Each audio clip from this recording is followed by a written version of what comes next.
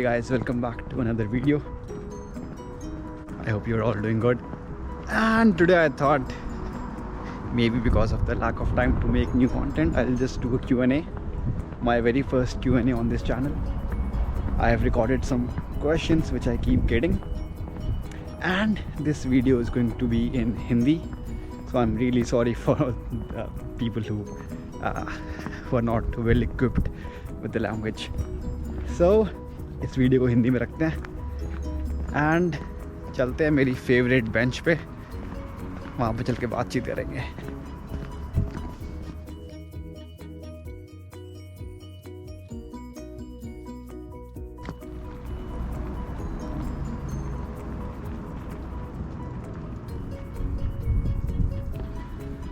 बहुत hard. Okay, camera setup कर देते हैं। ठीक है, it's the 7th of March and winters are almost gone. तो धूप अच्छी आ रही है आजकल, टेम्परेचर भी काफ़ी सही रहता है यार, मतलब 7-8 डिग्रीज 9 डिग्रीज। आजकल थोड़ा कम है बट काफ़ी प्लेजेंट है। Although it was not a question but I always had this question, so मैंने सोचा इसको क्लियर कर देते हैं।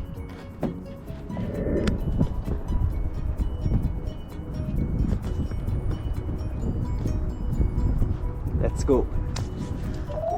Question 1. What are my chances of getting accepted? So देखो यार, एक्सेप्टेंस के चांसेस डिपेंड करते हैं दो चीज़ों पे। पहला, आप कब अप्लाई कर रहे हो, दूसरा आपकी प्रोफाइल कैसी है। अर्ली अप्लाई करना हमेशा अच्छा रहता है, और नॉर्वे में जो पब्लिक यूनिवर्सिटीज़ हैं, ये मैंने पहले बताया था, उनका जो टाइमलाइन है बेसिकली एडमिशन सेशन है वो आई थिंक नवंबर-दिसंबर के लिए खुलता है बस। और जो प्राइवेट यूनिवर्सिटीज़ हैं उनका थोड़ा लंबा चलता है। सो जितनी जल्दी हो सके उतना जल्दी अप्लाई करो। और दूसरी बात रही प्रोफाइल की, तो यार प्रोफाइल में कैसा है कि आपके स्टडीज़ और आपके ग्रेड्स तो मैटर करते हैं काफ़ी। उसके अलावा आपके पास अगर वर्क एक्सपीरियंस है, या फिर आपने कोई रिसर्च प्रोजेक्ट्स पे काम किया है, आपने कुछ पेपर्स पब्लिश किए हैं, या फिर आपके पास कोई ऐसे एक्स्ट्रा करिकुलर्स हैं जो कि देयर वर्थ मेंशनिंग, सो उससे काफ़ी फ़र्क पड़ता है। तो ये सब चीज़ें हैं। इसके अलावा GRE, GMAT या फिर TOEFL, IELTS का स्कोर भी मैटर करता है, बट वो उतना मैटर नहीं करता। आपके ओवरऑल प्रोफाइल जैसी रहेगी ना, उसके हिसाब से आपको एडमिशन मिलेगा। Okay, question number 2. What are my chances of getting jobs? मैं अपने एक्सपीरियंस से बताता हूँ। यहाँ पे फ़िलहाल तो यार कोविड चल रहा है, तो थोड़ा जॉब्स का मार्केट थोड़ा डाउन है, but part time jobs usually मिल जाती हैं। एंड बहुत तरह की जॉब्स हैं यहाँ पे। रेस्टोरेंट में काम कर सकते हो आप, स्टोर में काम कर सकते हो आप, या फिर किसी कंपनी के साथ काम कर सकते हो आप, तो या फिर आप एज अ ड्राइवर भी काम कर सकते हो, ट्रांसपोर्टेशन वगैरह वगैरह। और यहाँ पे सारी जॉब्स इक्वल हैं, तो फ़र्क नहीं पड़ता कि आप कहीं पे अगर बर्तन धो रहे हो, कहीं पे या फिर आप कंप्यूटर पे काम कर रहे हो, तो सब कुछ एक बराबर ही है। अच्छा, तो चांसेस ऑफ गेटिंग जॉब्स, अगर आपके पास स्किल है और आपके पास नेटवर्क है, ठीक है, तो कोई प्रॉब्लम नहीं होगी। क्योंकि मेरे जो फ्रेंड्स हैं यहाँ पे, और मेरा खुद का भी एक्सपीरियंस है, शुरुआत के 2-3-4 महीने आप थोड़ा सेटल होने में टाइम लगता है। तो ऐसा एक्सपेक्ट मत करना कि आप आ रहे हो और आपकी कल से जॉब लग जाएगी। हो सकता है लग जाए, बहुत अच्छा है, बट ऐसा एक्सपेक्ट या सोच के मत आना बिल्कुल कि ओह मैं जा रहा हूँ, मेरी अगले महीने जॉब लग जानी चाहिए। ऐसा नहीं होगा। तो लोगों से बात करो, उनसे पूछो, जो लोग यहाँ पे ऑलरेडी रह रहे हैं। जैसे मेरा फ्रेंड है, तो हम लोग अगस्त में आए थे और उसने शायद अक्टूबर में चालू कर दिया था जॉब। एंड उसको जॉब कैसे मिली? उसको एक बंदा मिला आई थिंक मेट्रो स्टेशन पे या कहीं पे, and they were just talking, कोई कुछ चीज़ों के बारे में बातचीत कर रहे थे। तो उसने पूछा ऐसी कि कोई जॉब्स वगैरह है या कोई सीन है तो बताओ। तो उसने बोला हाँ यार मेरे पास जॉब है, और बस लग गई जॉब। मेरा कैसा था, मेरा था मेरे कॉलेज के थ्रू जो मेरी पहली जॉब थी, basically I was applying for internships and उनके पास ही जॉब्स अवेलेबल थी, तो मैंने वहाँ पे थोड़ा टाइम काम किया। उसके बाद मेरे कॉलेज में ही एज अ स्टूडेंट असिस्टेंट एक पोजीशन ओपन हुई थी। सो उनको कोई बंदा चाहिए था जो थोड़ा टेकी हो और जिसको थोड़ा वेबसाइट का पता हो, जो थोड़ा ऑफिस 365 हैंडल कर सके। तो मैंने इंटरव्यू दिया एंड फॉर्चुनेटली मेरा हो गया उसमें सिलेक्शन। तो स्किल सेट एंड नेटवर्क काफ़ी मैटर करेगा। Question 3, should I work before going for masters. अब यहाँ पे दो चीज़ें हैं। अगर आप टेक्निकल कोर्सेज के लिए जा रहे हो, जैसे M.Tech बोलते हैं ना इंडिया में, तो उसमें इतना इम्पोर्टेंट नहीं है। लेकिन आप अगर बिज़नेस कोर्सेज के लिए जा रहे हो तो बहुत फ़र्क पड़ जाता है। मैंने भी 3 साल काम किया यहाँ से आने से पहले, और क्योंकि मेरे पास थोड़ा इंसाइट है और मैंने काम किया है तो थोड़ा सा ईजी हो जाता है रिलेट करना। मैं ये नहीं बोलूँगा कि अगर आपके पास वर्क एक्स नहीं है तो मत आओ, बट ये कि थोड़ा सा एडवांटेज मिलता है आपको, भले ही जॉब्स के लिए हो, भले ही इंटर्नशिप्स के लिए हो, या कोई भी फील्ड हो। तो अगर आप बिज़नेस के लिए आ रहे हो तो आई वुड सजेस्ट 1-2 साल काम कर लो, अच्छा रहेगा। बट अगर आप M.Tech वगैरह है तो चलता है। How much do you earn part time? Okay मेरे को लगता है सबसे ज़्यादा क्वेश्चंस इसी चीज़ के ऊपर आते हैं। मैं अर्न कर रहा हूँ वैसे तो यार, वैसे सैलरी बताना it's not a very good thing, but ठीक है। सो वीकडेज में I earn 200, Saturdays 215 and Sundays 225। And as a student आप 20 घंटा काम कर सकते हो, उसके ऊपर काम मत करना। तो यहाँ पर जो पार्ट टाइम जॉब की जो सैलरी है, जो वेज है, उसका आई वुड से रेंज रहेगा आपका 150-160 से लेके 200-215 पर आवर। एंड उसको आप मल्टीप्लाई कर लो 20 से, तो आपका एक हफ्ते का निकल जाता है। 4 से मल्टीप्लाई करो, आपका पूरा महीने का निकल जाता है।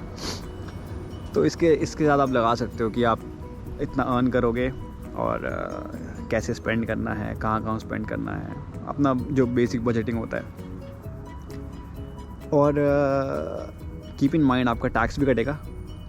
सो 16% से 22%, जैसे मेरा भी 16% कट रहा है, बट आई थिंक मेरा बढ़ जाएगा टैक्स। लेकिन अगर आपने इस साल ज़्यादा भी टैक्स दे दिया तो फ़र्क नहीं पड़ता, आपको नेक्स्ट ईयर वो लोग वापस कर देते हैं। अच्छे लोग हैं, भले लोग हैं। How much CGPA do I need to study in Norway? Once again सिर्फ CGPA से नहीं होता, आपका ओवरऑल प्रोफाइल देखा जाएगा। मान लो आपके पास 7 CGPA है आउट ऑफ 10, बट आपने काम इतना अच्छा किया हुआ है फील्ड में, आपके पास पब्लिकेशंस हैं, आपने पेटेंट्स पब्लिश किए हुए हैं, या फिर आपका वर्क एक्स अच्छा है, आपने अवार्ड्स जीते हुए हैं नेशनल लेवल, इंटरनेशनल, जो भी है।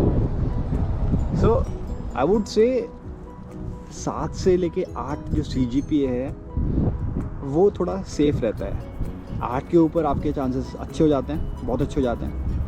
7 के नीचे भी अगर आपका CGPA रहेगा तो भी कोई बुरी बात नहीं है, बट आप इंश्योर करो कि आपका प्रोफाइल अच्छा है, बाकी सब सॉर्टेड रहेगा। Why did you choose Norway, why not other countries? So इसके ऊपर मैंने एक वीडियो ऑलरेडी बनाई थी, मैं ऊपर कहीं डाल दूँगा।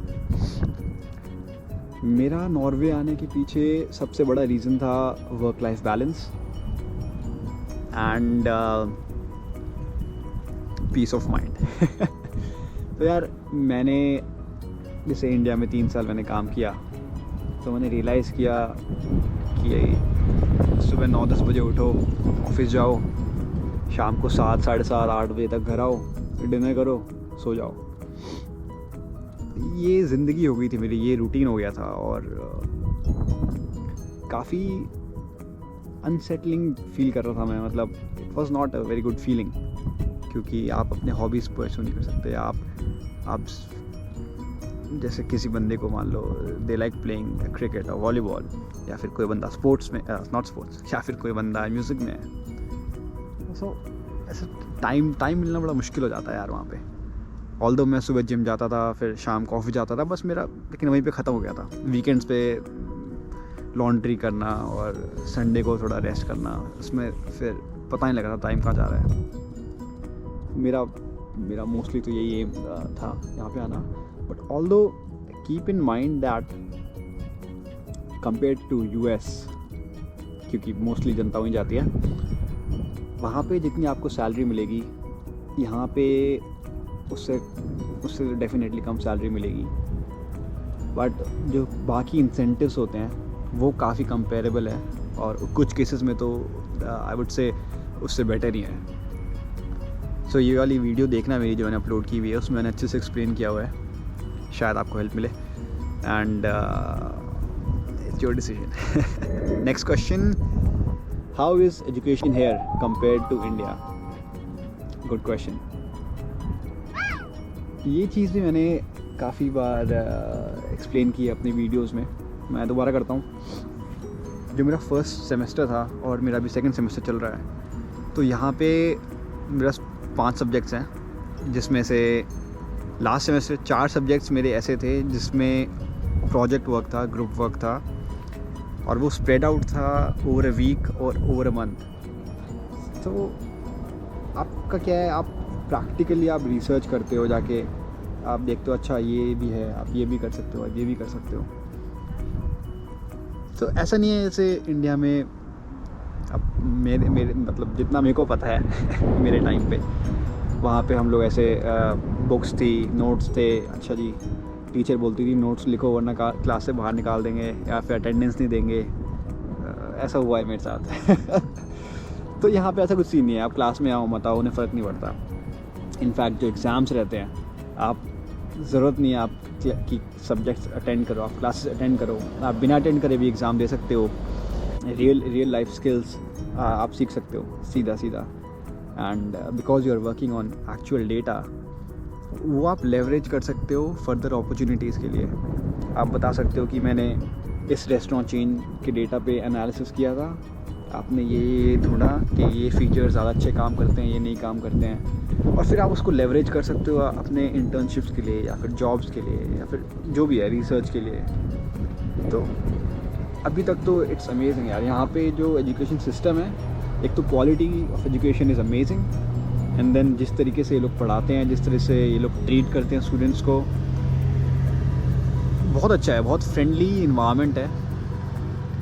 मैं अपने प्रोफेसर्स को मेल करता हूँ, तुरंत रिप्लाई आता है। ऐसा नहीं है कि सर बोलो मैम बोलो, वो सब नहीं है। तो काफ़ी अच्छा यहाँ पे सीन है। Next question, do we have Indian food stores? Lot of them. I love food, I love meat, I love cooking food, I love eating food, I love watching food. So एक चीज़ है, मैं इंडिया का street food बहुत miss करता हूँ यार। मतलब वैसे स्ट्रीट फूड शायद कहीं नहीं होगा, लेकिन यहाँ पे आके मुझे कभी ऐसा नहीं लगा कि मैं कुछ मिस कर रहा हूँ।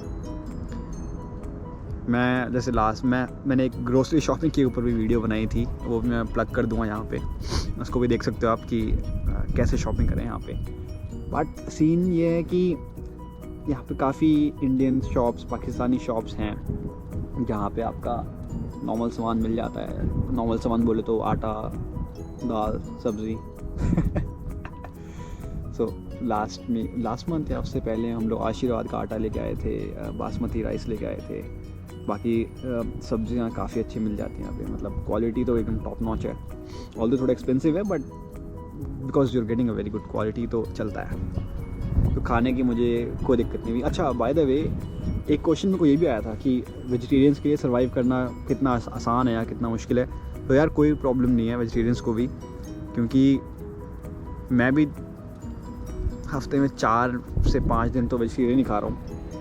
और अपना क्या है, किनोवा ले लिया, वेजिटेबल्स ले लिए, या राइस ले लिया, उसको उबाल के बना लिया, या फिर यहाँ पास्ता बहुत खाते हैं लोग और हेल्दी पास्ता है, तो सब सॉर्टेड है, कोई इशू नहीं आएगा आपको। बट आप if you are non vegetarian तो आप काफ़ी इन्जॉय करोगे। Last question for the day, is it easy to manage studies with part time? To be honest it's not. Because at least for me, मैं अपने एक्सपीरियंस से बताऊँगा आपको, मेरे जो सब्जेक्ट्स हैं वो जनवरी में स्टार्ट हुए और 1-2 सब्जेक्ट्स में मेरे को जनवरी में ही एग्ज़ाम मिल जाता है, मतलब असाइनमेंट मिल जाता है आपको, 4 महीने मिल रहे हैं आपको कंप्लीट करो। बट वो इतने आसान होते नहीं हैं, बहुत रिसर्च करना पड़ता है एंड टीम वर्क है, आप ग्रुप्स में काम कर रहे हो, तो फिर आपका जो कैलेंडर है वो ऐसे ब्लॉक हो जाता है ना, फिर आपको टाइम निकालना बहुत मुश्किल है।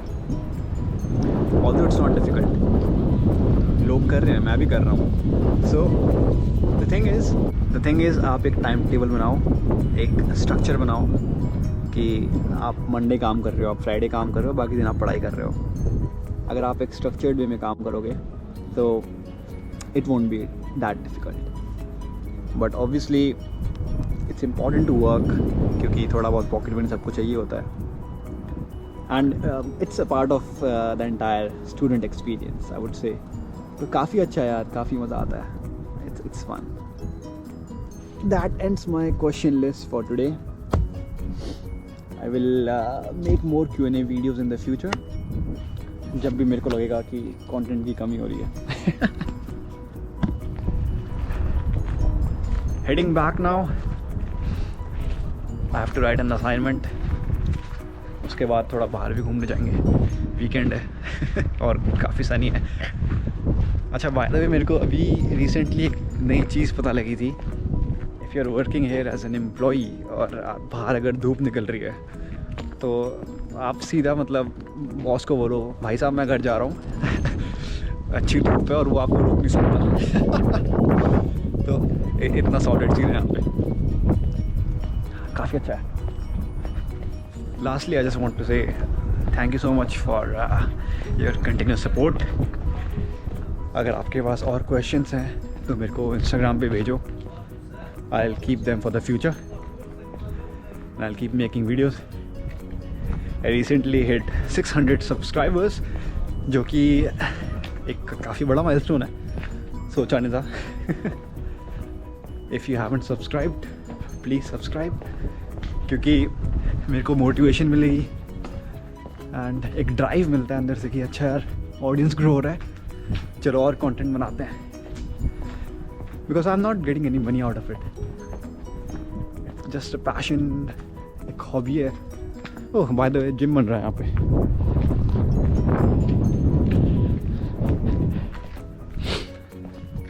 एंड ये रहा हमारा लॉन्ड्री रूम।